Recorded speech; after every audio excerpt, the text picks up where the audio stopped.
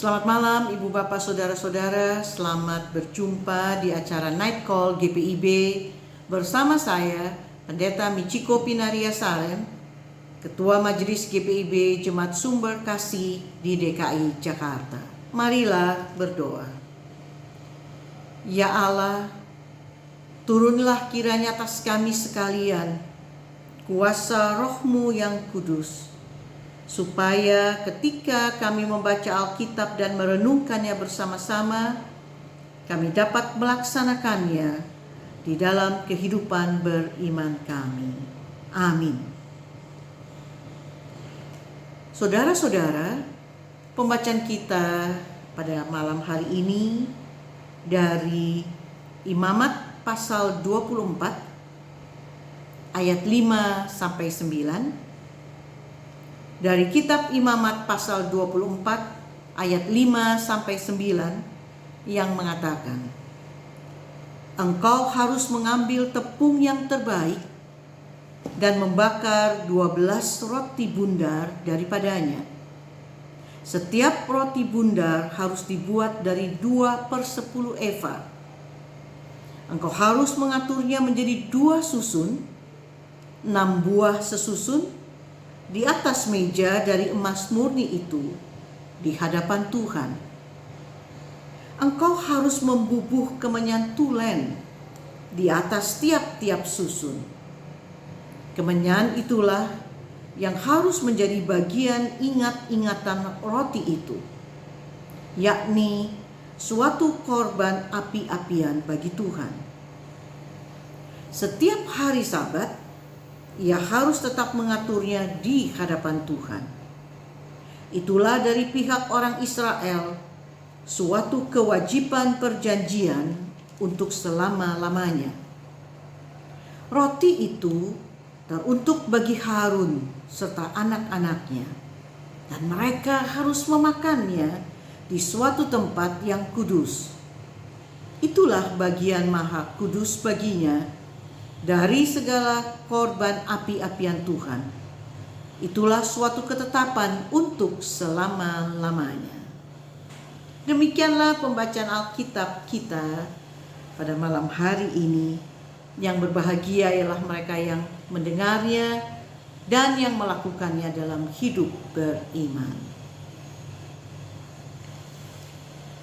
Ibu bapak, saudara-saudara, apa yang disampaikan oleh penulis kitab Imamat ini menunjukkan bahwa Allah memang menghendaki supaya umat Israel itu patuh kepada Dia dengan mengikuti sejumlah aturan-aturan, undang-undang atau hal-hal lain, ketetapan-ketetapan yang Tuhan inginkan mereka ikuti di sepanjang hidup mereka.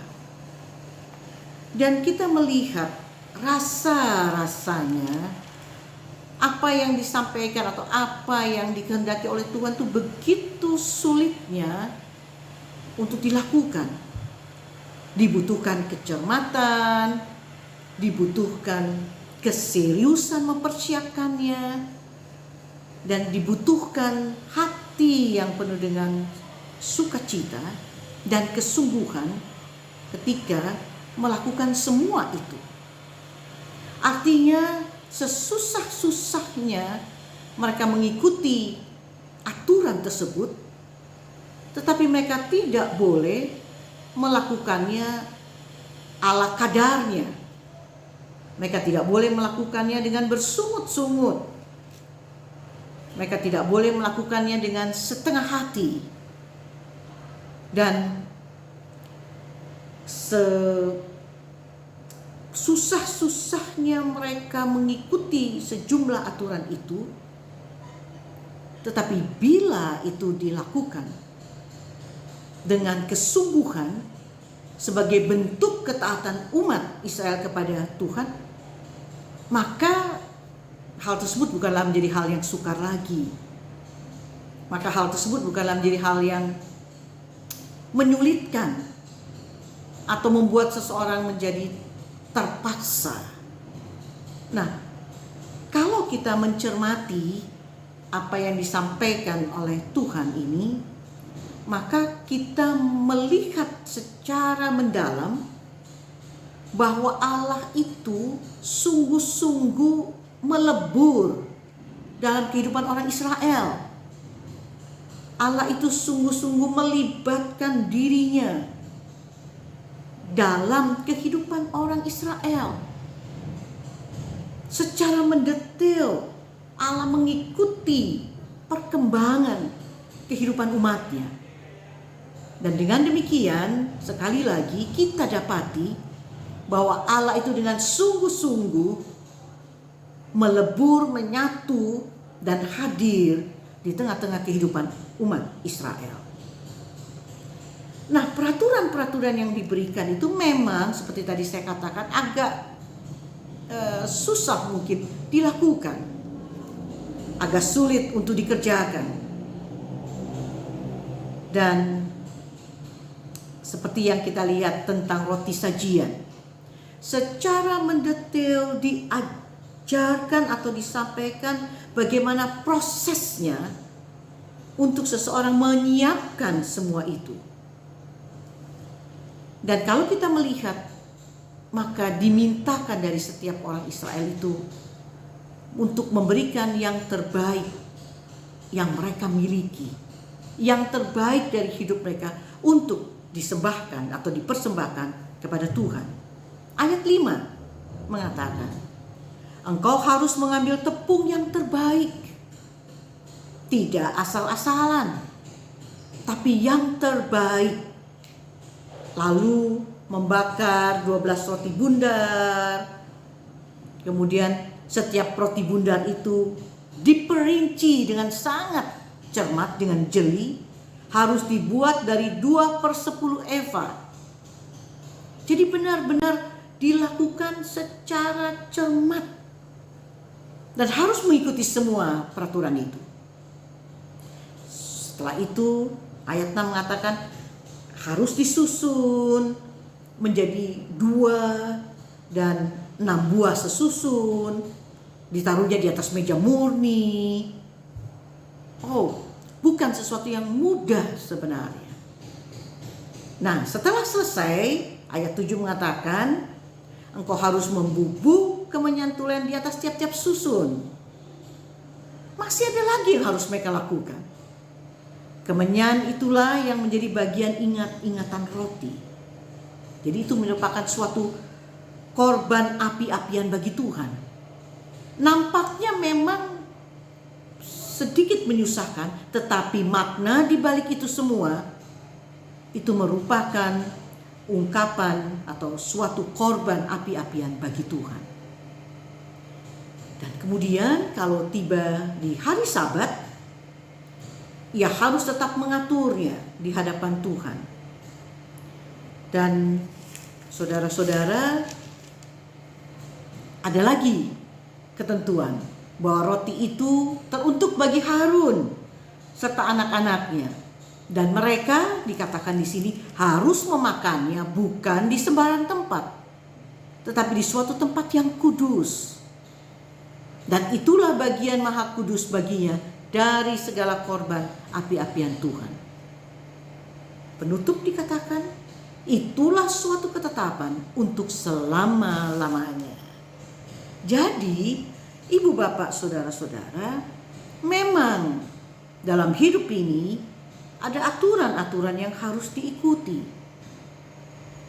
Dan aturan-aturan itu dibuat memang untuk diikuti. Aturan-aturan dalam kitab imamat itu dibuat di dalam rangka umat menghormati Tuhan. Dibuat dalam rangka supaya mereka tetap hidup di dalam persekutuan dan dalam ketaatan mereka kepada Tuhan.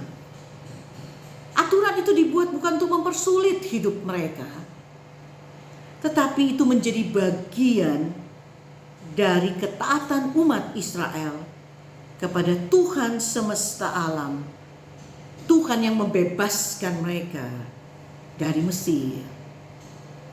Dan oleh karena itu, kita juga menyadari bahwa dengan umat Israel melakukan semua aturan-aturan, ketetapan-ketetapan itu, artinya mau ditunjukkan bahwa mereka sungguh-sungguh bergantung kepada Tuhan.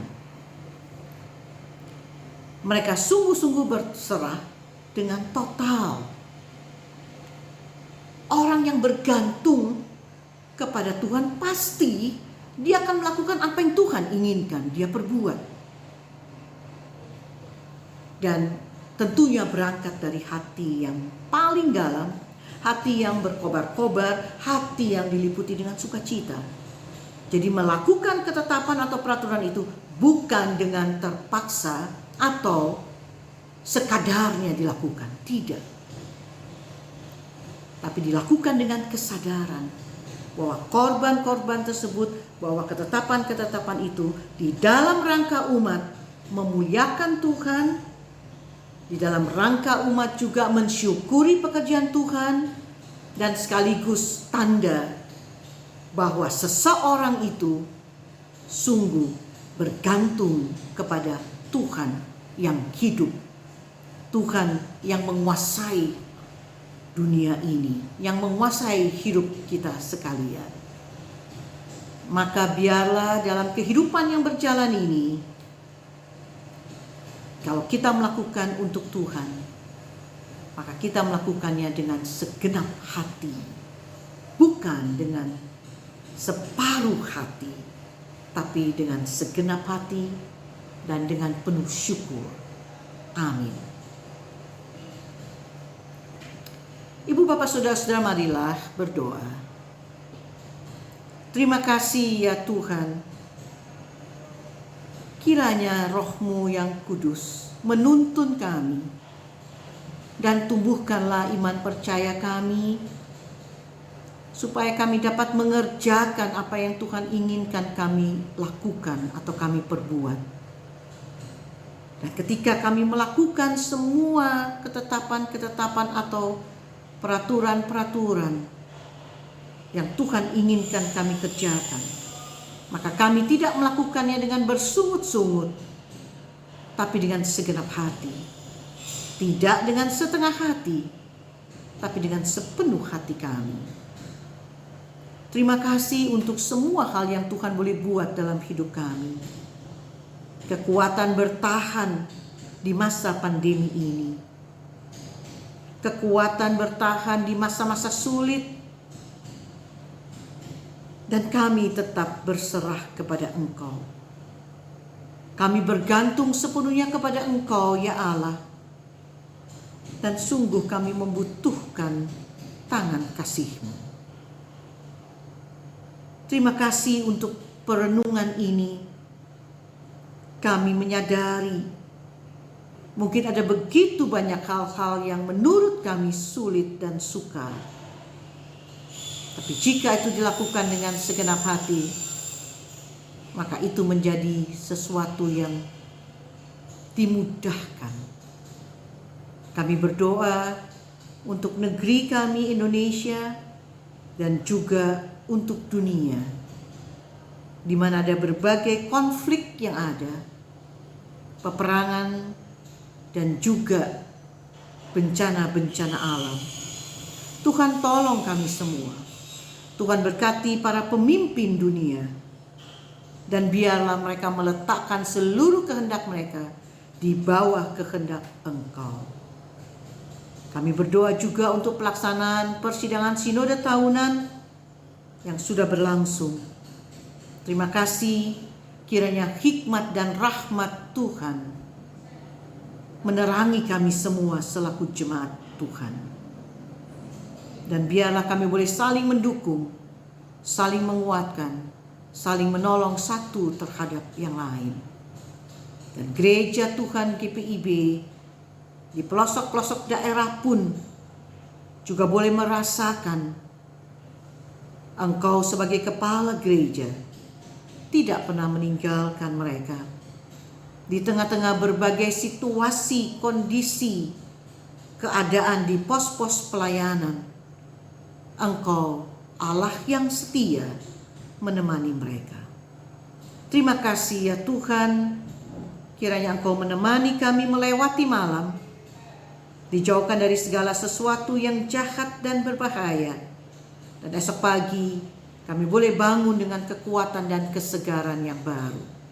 Terpujilah Engkau ya Allah kekal selama-lamanya. Amin. Terima kasih Ibu Bapak Saudara-saudara. Selamat malam, sehat-sehat kita semua.